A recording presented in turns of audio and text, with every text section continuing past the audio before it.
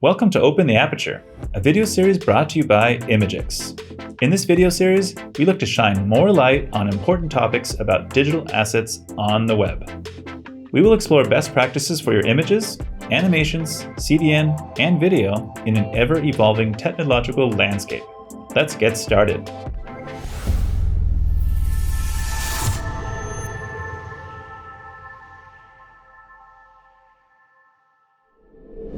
Hi, my name is Tom Dale, Head of Customer Success here at Imgix. Today, we're going to go over utilizing next-gen image formats for optimal page speed. This is part 4 of a 4-part episode on optimizing images for page speed. I want to welcome back our guests, Ty and Andrew of Cantilever, a web design and development consultancy. Thank you so much for joining me on this last video. Thanks, Tom. Thanks so much. Yeah, so today's topic can be really common to see in a bad Google PageSpeed Insights score. It's also maybe a little extra upsetting for me to see because they're just so easily fixed, I think. You can just use an image solution or a modern CDN and you don't even have to worry about it. So we're going to kind of go through that and show what the problem is and then how easily you can fix it. So the first one is efficiently encoding images. So when you run a Google PageSpeed test, they essentially take all the JPEG images and slightly compress them and then compare the results. And if they're X amount smaller than what was there originally, they start tallying the negative test result, right? Now, I know I'm using the word compress constantly, but it's not really about compressing. I think it's more about the issue of just, it could be a raw image, it has a ton of metadata, just no basic even idea of compression. Like you can still use a very high quality, beautiful looking image and have it not ding this test. So I don't want people to think it's about compressing.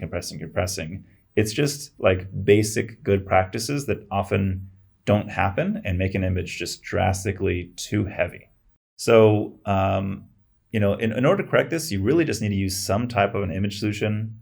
Most modern CDNs help with this as well. Maybe a free tool like Image Optum. And if you use any of these, you'll never see that efficiently encoding images problem. So yeah, what else is there really to say about just efficiently encoding images, right? It's a pretty simple topic. Well, so what I would add to that is if you try to do all of this manually, if you try to do it yourself, it's a giant pain to manage lots of different versions, probably many different sizes of various images, and make sure that they are encoded properly, they're compressed as much as you can without losing visible quality. They have run through all of these different optimizations. And then if you want to get into serving other formats, good luck, because you're going to have to not only generate all those different formats for all those different sizes in your local or through your CMS or something like that, but you're going to have to figure out who to serve which version to whom. So the different optimized image formats like WebP has a lot of great browser support, but there's lots of browsers and lots of visitors who won't be able to take advantage of WebP. And so you're going to need to ensure that only the ones whose browser supports it will receive that image. And so as a former developer myself, I remember lots of wasted time spent cutting different versions of images and thumbnails and making these sizes ready for the browser. And with a solution like Imgix, you don't have to think about that. Yeah, this is like at its core basic reason of like why the company was invented, right? I can imagine my CEO sitting somewhere probably on a couch in the old days, also doing the same thing and just being angry, like why do I have to do this for all these? Why do I make all these different versions? And I only mention Image Optum because Google's website suggests it in there, but does anyone still like manually drag over images to Image Optum and then restore them again? I don't recommend it. But I did want to mention this issue of compression because, as you said, people would think of this as maybe a detriment to the website or like a cost that you have to pay to make your website faster. But what you might not realize is that most images that come out of a camera or come out of Photoshop or come from Unsplash or wherever the case may be, those images may be completely unoptimized. And even if you optimize them even by 20% or 30%, almost no one will be able to tell the difference. I mean, I say almost just because maybe there is some savant-like person out there who can distinguish between 80% quality and 100, but I know I sure can't. And when it comes to retina displays, which we've talked about a little bit earlier in this series, it's super useful to be able to compress images as well, because when your image is being used at half of its native pixel size, physical pixel size, what that does is it diminishes any flaws that might be visible because of compression. So those images that are 4 times the dimensions that they're actually needed for on a 2x screen, they don't have to be 4 times as large in their file size. So you can serve images that look awesome at Retina where no one's ever going to know the difference, and you can optimize that quality so that they load faster. And that's a huge win because you get great user experience and speed at the same time. Yeah, I mean, a pretty common practice is as you increase the higher device pixel ratio, you should be compressing it even further, and it's not noticeable to the eye. It's just a good practice to do that. Yep. And in some cases, if you're working on a website that is doing millions of uniques a month or something, where you're publishing news or you're publishing information that people are accessing very frequently, you might want to go further. You might want to actually then make a sacrifice and say, yeah, our images aren't going to look as crisp as they could, but they're going to load in half the time, and we're going to save half the bandwidth, and we're going to be able to support people on worse mobile networks and things like that. And what's great about Imgix is that you don't have to make those decisions ahead of time.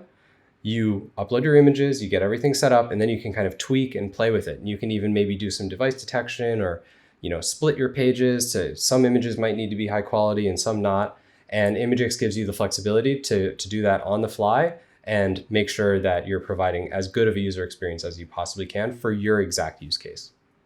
And we also talked about formats earlier. The other nice thing about Imgix is they help you into the future. If we go back to the idea of exporting the right formats, when the next format comes out, you have to go through that process again, unless you're using a service like Imgix, where they're looking out for the future as well as the present. When you mentioned Unsplash earlier, Ty, and so they're actually an Imgix customer, and it can trick you really easily because you can just take that image URL and use it, and it'll be optimized. But if you press the actual download raw button, then you are going to get that really heavy raw one. So if you try hosting that yourself, then you're going to run into that world of, why is this all of a sudden so heavy? Because they wanted to give you the ability to download the raw, but it's going to be really heavy, right? I mean, exactly, yeah. And a lot of the time we're dealing as web developers with images we don't control. We're dealing with images that are user generated, for instance, and our users are not going to go into ImageOptim and resize their images before they're uploaded. That's not realistic. It adds too much procedure to the process of running the website. So as a development firm, we really need solutions that are automatic. So our customers don't have to think about it. They don't have to know web development. They can take a picture on their DSLR and just chuck it up there and figure it out. And Imgix is great for that, not only from the sizing aspect, but also the formatting and encoding. No, I mean, I always take my Star Wars memes and put them through ImageOptim before I post it to Reddit. So I don't know what you're talking about. We've been discussing WebP formats a lot. We did say we wanted to talk about next-gen image formats. So JPEG and PNG image formats have been commonly used in the web for a while now. As browsers continue to evolve, new image formats have emerged with superior compression and quality characteristics. Current best practices from Google suggest using WebP or AVIF whenever possible. Compared to a JPEG, AVIF can be up to 50% lighter, while WebP can be 30% lighter. AVIF is currently supported on Chrome, newer versions of Firefox, and Android. WebP is supported in most major browsers except for IE and older versions of Safari. You can use solutions from image optimization companies or some modern CDNs. The features vary with each company, but most offer some form of automatic image formatting depending on the browser. For example, Imgix does utilize AVIF when it can, then WebP, and then for browsers like IE, it would intelligently determine if the image should be JPEG or PNG, depending on several characteristics of the image. You can also do this yourself, although it would be pretty difficult. You'd need to create different versions of each image format. Then, instead of an image tag, you would need to do a picture tag, where you would put AVIF, then WebP, all in the source, and then have a fallback to like a JPEG. I wanted to look at maybe an example from you, Andrew, of doing, how you would show Imgix working with the auto formats and not. Yeah, absolutely. So let me just share my screen. What I've got here is just a basic demo that we built in CodePen that shows essentially 3 of the exact same image on the page, but we're going to leverage a couple of different tools that Imgix provides in order to kind of get the most out of it. So the first implementation is just going to be, whoops, scrolled a little too fast there. The first is just going to be a straight up JPEG image that comes across the wire in place. You can see that this one that I've put together is actually kind of large. It's 4.5 megabytes. It's a large JPEG image, the kind of thing that would come out of your camera and you'd load it up onto the net. And if it's not going through a process of optimizing the image in advance, this is the kind of thing that you can wind up with on your web page. This is larger than most web pages should be, and it's only one picture. So the next thing that I want to do as we scroll down is just to do the exact same thing, but we're going to talk about image formats. So I mentioned that the first image on the page is actually a JPEG. And so the next version down, you can see that it's got the JPEG format on it. But if we actually look at the network tab, we're actually downloading a WebP. So Imgix has gone through the process of taking my JPEG image and converting it into an appropriate format of WebP. And you can see not only did it do that, but look at the difference in terms of the total network volume that you're sending across the wire now. It's gone from 4.5 meg down to just under 700K. This is without doing the properly sizing. This is without doing any of the other niceties that we can do in the process of fixing this image. So that was done, if we just kind of pull this down simply enough, done through Imgix, and all I'm doing is I'm passing along the parameters that I want to automatically do formatting and get it to the right image format. Easy as that. My image is automatically converted into WebP if my browser actually supports it. Another really cool tool that Imgix provides is this idea of compression. Both Tom and Ty talked about compression. Same thing here. We have, a simple set of flags. Not only are we doing the format, but we also want to automatically include the compression here. And you can see that my JPEG still comes across in WebP format, but now we're down to 260 kilobytes from a 4.5 megabyte image before doing proper sizing for the page. So you can see that with very little input from a developer perspective, we're making huge gains for what the actual user gets on their end of the wire. Yeah, it makes sense why there's an entire section of this on PageSpeed dedicated just to WebP, right? Yeah. And the coolest thing, I think one of the things that kind of floors us when we think about it is it's actually just a URL browser API. This image is coming from Imgix, but we're just kind of, using a standard JPEG. And if we reload it as it comes across the wire, you can see it's that same thing.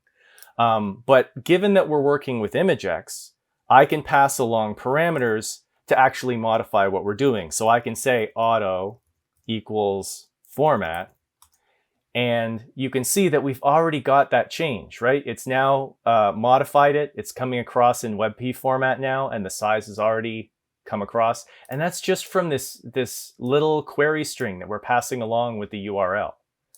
Same thing, we can add in compression. I have to remove this though. And we can do the exact same thing and send that across, and it'll modify the image again and make it even smaller. And again, we're continuing to just leverage this query string API that Imgix provides. So we're not doing anything crazy. It's just the way that we request the image from Imgix.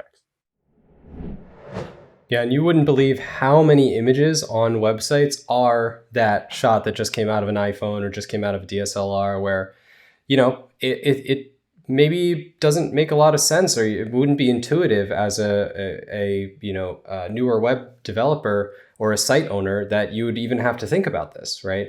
Because why would the browser not work this way automatically? Well, unfortunately, it doesn't, and that's the gap that Imgix fills so well. And as Andrew said, it gives us a ton of confidence because we know that when we use those auto parameters, we're going to be getting whatever the latest and greatest compression technology is, whatever the latest and greatest format that the browser supports is. We don't have to maintain that infrastructure. We don't have to be running ImageMagick on our server, which used to cause all sorts of havoc back in the olden days. And things just run so much smoother. But one thing that I wanted to point out as well is that you don't have to use auto. So if you know that in your use case you want to be using WebP, or you know you want to be using a certain compression level, you can do that. You can specify different configurations. And like we discussed with low quality image placeholders, that can actually become really handy because you may think you would never want a 5% quality version of your image, but that can actually be useful in certain circumstances. Or there might be images on your site where going down to 20, 30% quality doesn't really affect the user experience that much. Maybe some background shots or an image that is getting blurred in the browser or something like that. So you can manipulate those parameters and go from a great kind of default solution into a really powerful customized solution that gets every single millisecond of speed that you can and points on the core web vitals. So let's move ahead and maybe show an example of a site that has a lot of images that aren't WebP and just see how it affects their page speed score. So let me pull that up here. So the example I'm going to use is ArtGrid.io, so a stock photo company. So I'm going to pull up my inspector tool here. So I'm looking at the network tab here for the images. So we've clicked images. And I'm going to go ahead and funnel some of the heavier images at the top here. So you can see they are PNGs and a lot of PNGs in here. And PNGs can be very heavy, but and usually used for maybe logos or something like that. But a lot of these images aren't necessarily that, right? Like these probably should not be a PNG, but either way, they should be WebP in Chrome. They would be significantly lighter. So let's have a look at the actual page speed score here. So here we go. Let's go down to mobile, and we obviously talk about sizing images being important, but here we go in the second thing, the next gen format. And it's all of these images, and just looking at the resource size versus the savings. Something like this is 183 kilobytes, but it should only be 5 kilobytes, like that. That's a big savings, and PNGs can be really heavy if they don't need to be PNG. So this is just a great example of a site that really should have these items served in a next gen format. And so we use that term next gen format, but we just keep talking about AVIF, right? Well, we're actually, I think, seeing a great example of how this standard will continue to evolve right now. We're seeing more discussion on something called AVIF. And this is a format that has much smaller support than WebP. It's only supported in Chrome, but Chrome is still a pretty big player, right? And AVIF has a significant savings over WebP and obviously JPEG and those other images. So I wanted to, see just this idea that Google PageSpeed is going to continue to evolve. So it won't be just AVIF, WebP. We're soon going to start seeing them asking for AVIF as well, right? And I've already seen examples of sites where they started using AVIF and the scores did bump up. I can remember a recent tweet someone sent to Imgix, and they had a 98 score before, which is obviously great, but it was like their personal travel blog, and it just irked them that it wasn't 100. Well, they switched out the images for AVIF and using Imgix, and they got the score up to 100. So that's just, goes to show that you can still get that bump on the performance by lowering that image weight even further with these new formats. Even though Google PageSpeed isn't necessarily dinging for the lack of AVIF, it still can help them out. Yeah, and there's reason to believe that due to Moore's law, these compression formats are just going to keep coming out and keep getting better. There doesn't seem to be a limit to how well images can be encoded, and the sort of trade-offs of how images are used in the modern world and on the web allow for some optimizations that are fresh. So it's really exciting to see these formats come along.